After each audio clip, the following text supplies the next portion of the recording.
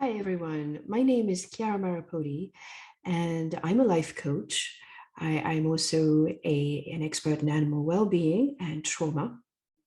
And today, something came across my feed, and I wanted to talk to you about it.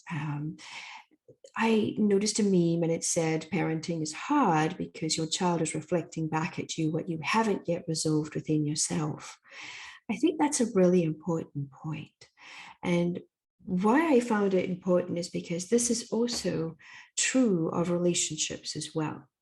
Often it is the subconscious mind that bubbles up experiences and related emotions we don't quite understand, not at that moment in time. And it's requires more reflection and digging so that we can understand it at the level of its creation.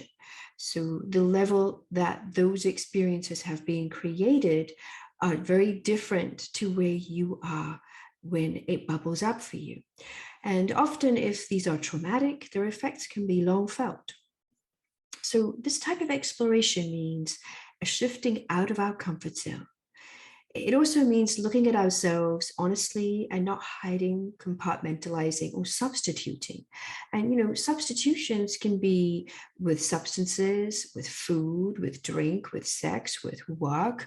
It can be anything that we get comfort from that gives us that feeling of being soothed. It means the difficulty and the uncomfortableness of sitting with it all in its truth, the way that it's presenting itself, and honoring it, that no matter how hard it is and how non-logical, which it usually is, it seems, it is. And it is felt as it is felt because trauma and the emotional brain, along with the subconscious mind, is often not logical. And if it were, then its resolution would be logically very swift. But we notice time and time again that's not the case. So applying logic to trauma or experiences that are lodged in the subconscious is like applying a flame to dry wood because it keeps on burning and the embers stay hot. And it keeps it from being fully seen and understood for what it is at the level of where it was created. So for when something is understood on its terms, at the point of creation, how it was created, and for what it is, without judgment of the ego mind, I call the ego mind anything that reduces experiences to A plus B equals C. So if something is understood in its terms without the judgment of the ego mind, the so-called logical mind, now we can begin to heal because it's seen, it's heard, and it's not reduced to diminish or eliminate it completely. It is seen and heard and is allowed to breathe. And the breath is everything, because with this breath, you can begin to unravel and heal and begin to make new connections so that they can reveal themselves. It's in the revealing and the acknowledging that we actually begin the healing. And the body mind can resync, realign, and begin to find coherence. Now, when we're going through this process, sometimes we may have feelings of not being good enough, being lesser than, you're not adequate, or you're dismissing yourself or being dismissed because of how you feel or what you experience. These are all limitations and projections from the ego mind.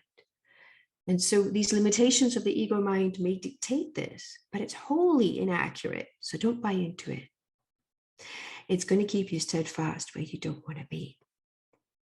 Freedom comes from acknowledgement, acceptance, understanding, and being seen without judgment and without reducing. Let me repeat that.